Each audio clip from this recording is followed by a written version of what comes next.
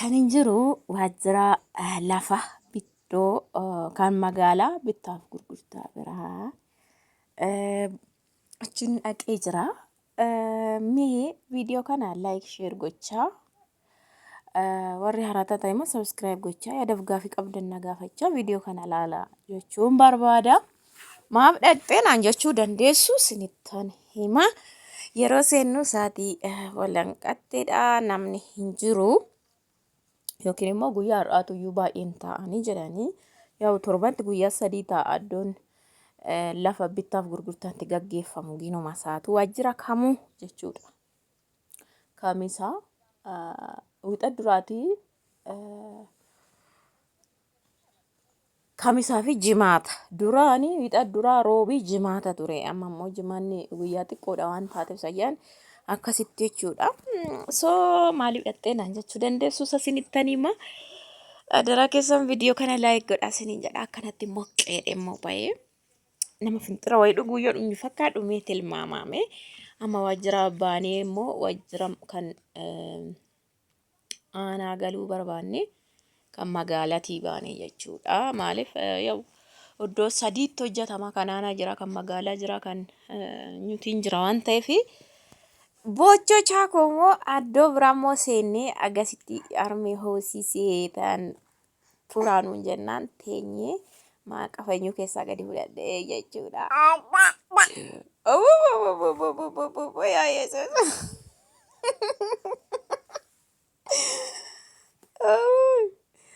So achuwaanin gadi fudhadhe as teessisee jechuudha. Bilbilan inni harkatti qabnaan achumaan viidiyoo saaqefis. Amma immoo achi hoosisee dadhabnaan Faayisaan harkaa fuudhee baatee jechuudha.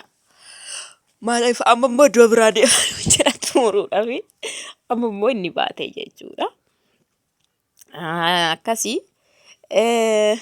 akkasumatti durumaan nama naatuyyuu nan baadhan jennaan koppii ganaa namna waan baay'ee godha waan ta'eef isarra'ee qo'isiifan baadhan jedhutiin jedhee gizee baay'een baadhan mucaa fuulduratti akkasitti hin danda'us waan dadhaba waan isaan beeku isa dhugaa dubbachuuf. So kan inni ani dhaqee fi lafa gurguraa jechuudha. Lafa gurguramu wayii jira isa gurgurree namaaf mallatteessuu dhaqaa haadha manaa fidi jedhaniini isa mallatteessuu deema jechuudha. So waan lafa irratti gaafii qabdan adaraa keessan na gaafatachuu dandeessu gurgurtaa taanaan bittaa taanaan jijjiirraa taanaan ijaaruu taanaan jechuudha. Yeroo darbee torban lamaan darbe akka ijaareen beektu mana ammas ganaadhaan ni hidhamuunsaa garafamuunsaa minaamin wacii jiru gaafachuu dandeessu. Kuni garuu kan gurguru mallatteessuun dhufeeni jechuudha. Yaa'u lafa duraanis qabaadhaa dhuunfatti duraanis qabaadhaa ammas bitaa waliin qabaadhaa yaa'ugaa. Haati mana yookiin abbaan mana lachuu mallatteessan malee gurguruun hin danda'amu. Bituu ni dandeessu. Amma toon ani Faayisaa dhiisee mana nan bita jedhee deeme abbaa fedhetu natti gurguraa. Anuma bichaan barreeffamuu hin danda'ama. Garuu gurguruu abadan miliquullee hin dandeessanii jechuudha. Yoon hin qabu jedhee fakkeenya toon qabu fakkeenya malaamaltummaa wayillee hojjedhe jechuudha. Yookiin sirraa si hiikee moo yookiin hin jiru moo kan jedhu. Ishii sin qabu yoo inni jedhe hin duute moo hin hiikte moo waan akkasii gandarraa barreessuu qabu jechuudha. Gaafa tokko immoo karaa lafa sanaa sababni yoo dhufe gandi barreessuuf sodaata waan ta'eef akkasiin hin barreessu. Birriidhaan illee jechuudha. So akka kanaati isiniin jechuu barbaade.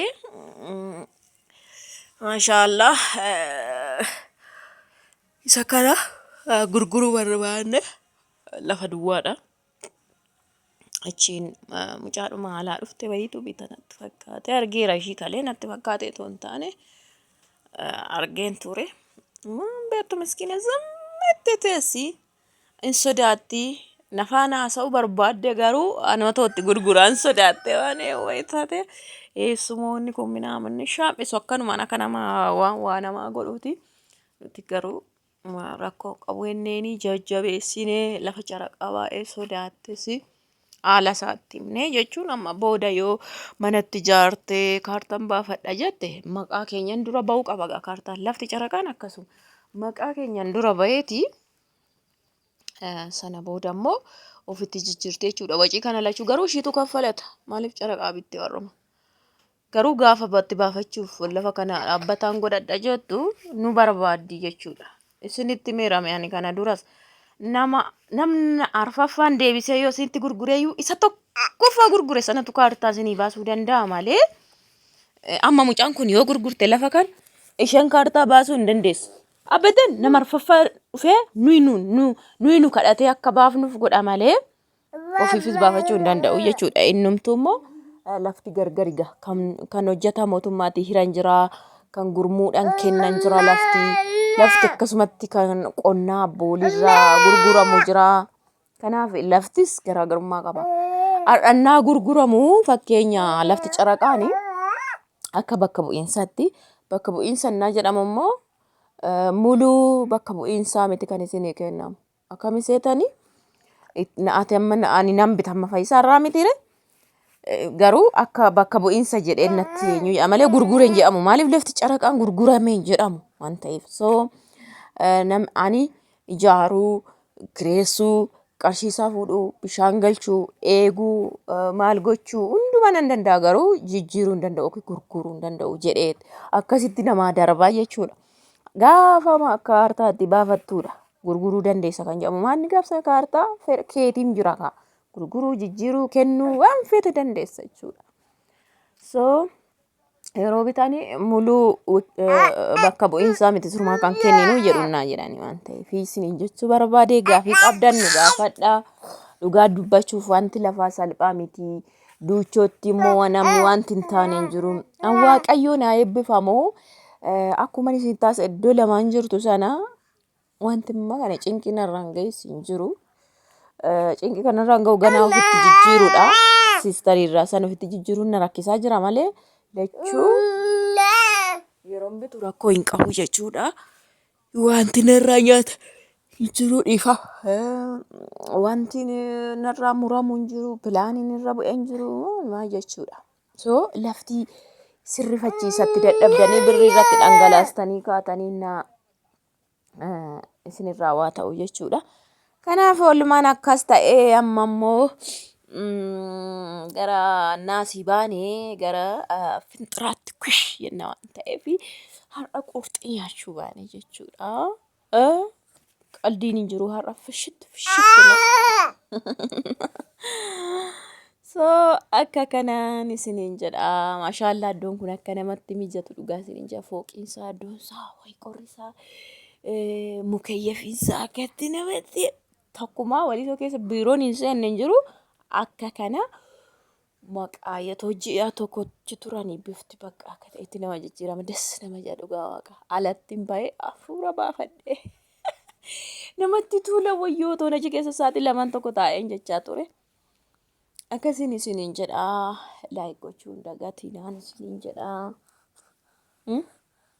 Kun daa'ima baannee asiifachi deemna.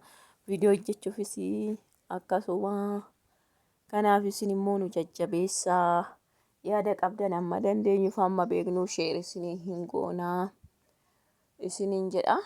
Akkana fakkaata baay'ee narraan bareenne garuu oman dibenne hidhii kanan godhe jijjiiramni jiru jechuudha.